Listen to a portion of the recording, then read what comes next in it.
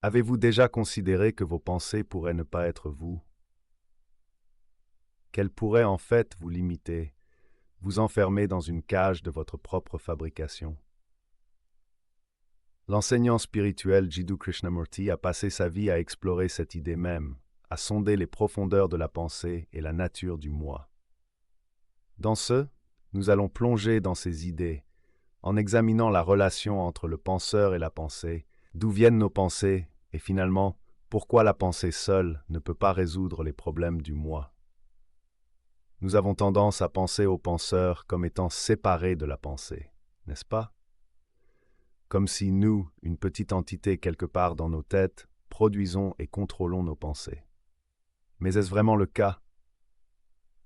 Y a-t-il vraiment un penseur et une pensée, ou seulement la pensée? Krishnamurti suggère que la pensée elle-même crée l'illusion d'un penseur permanent. C'est comme si la pensée, dans son impermanence, se raccrochait à un sentiment de soi, un moi constant. Il l'a dit ainsi: quand vous avez des pensées, y a-t-il un penseur? Percevant l'impermanence des pensées, la pensée elle-même crée le penseur qui se donne la permanence. Ainsi, la pensée crée le penseur. Alors le penseur s'établit comme une entité permanente, à part des pensées qui sont toujours dans un état de flux. Alors, imaginez ceci. Le penseur n'est pas le créateur de la pensée, mais plutôt sa création, un produit de ce flux constant de pensée. Et les deux, le penseur et la pensée, sont transitoires, impermanents. Le penseur, votre sens du moi, n'est rien de plus qu'un ensemble, un faisceau de pensées. Pour vraiment saisir cela, Krishnamurti suggère une expérience. Suivez une seule pensée. Suivez-la jusqu'au bout. Accrochez-vous-y, sentez-la, et voyez ce qui se passe. Ces mots: poursuivez une pensée complètement jusqu'à sa fin. Réfléchissez-y pleinement, ressentez-la et découvrez par vous-même ce qui se passe. Vous découvrirez qu'il n'y a pas de penseur du tout, car lorsque la pensée cesse, le penseur n'est plus. Ces deux états, le penseur et la pensée, sont une sorte de fiction. Il n'y a que la pensée, et ce regroupement, ce faisceau de pensée, crée le moi, crée le penseur. C'est une idée profonde, n'est-ce pas? Nous allons explorer cela plus en détail dans les suivants. Alors, d'où viennent nos pensées? Qu'en pensons-nous? Krishnamurti soutient que la pensée est essentiellement une réponse. Une réponse de la mémoire stockée, à la fois au niveau neurologique, le fonctionnement de notre cerveau, et au niveau psychologique, nos expériences, notre conditionnement. Écoutez ceci. De toute évidence, la pensée est le résultat d'une réponse, neurologique ou psychologique, la réponse de la mémoire stockée. Il y a la réponse immédiate des nerfs à une sensation, et il y a la réponse psychologique de la mémoire stockée, l'influence de la race, du groupe, du gourou, de la famille, de la tradition, etc. Tout cela que vous appelez la pensée. Remarquez tous les facteurs qu'il énumère: race, groupe, famille, tradition.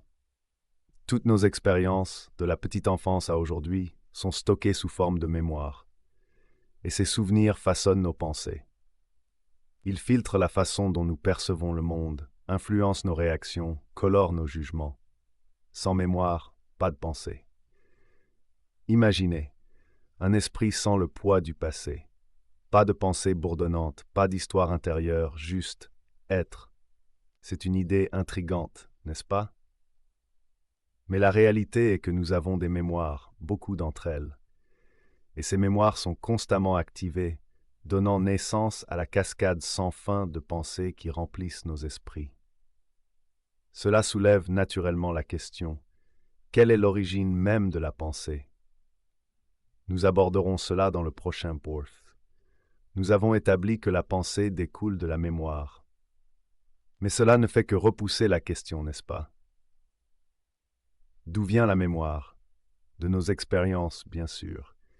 Nos conditionnements, notre culture, notre éducation, nos traumatismes, nos triomphes, tout cela laisse une empreinte sur notre psyché. Ces empreintes deviennent nos souvenirs, et ces souvenirs alimentent le moteur de la pensée.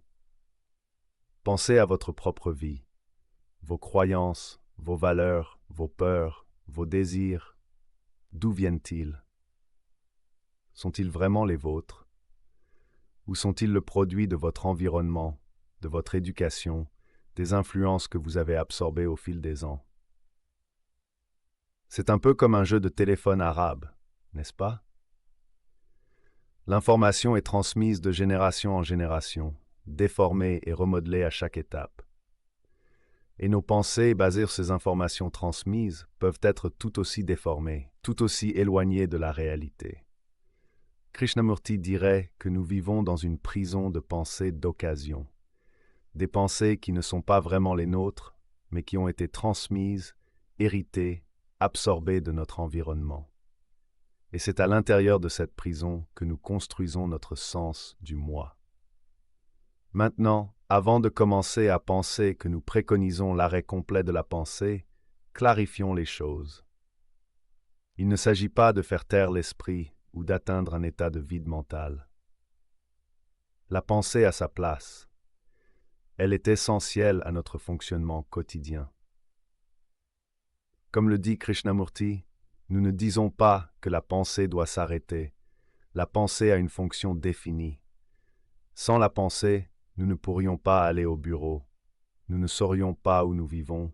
Nous ne serions pas capables de fonctionner du tout. Nous avons besoin de la pensée pour les tâches pratiques, pour la navigation dans le monde physique, pour les avancées technologiques. Imaginez essayer de coder un logiciel ou de construire un pont sans pensée. C'est impossible. Mais, et c'est un grand mais, la pensée qui a construit notre société, avec tous ses problèmes complexes et ses contradictions, est-elle également équipée pour résoudre ces problèmes? C'est là que les choses se compliquent.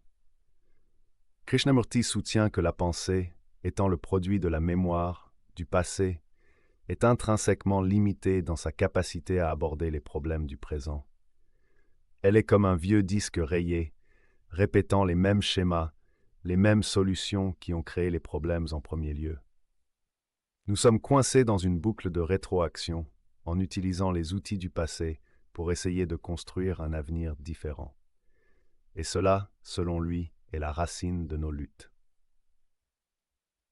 Merci beaucoup d'avoir regardé.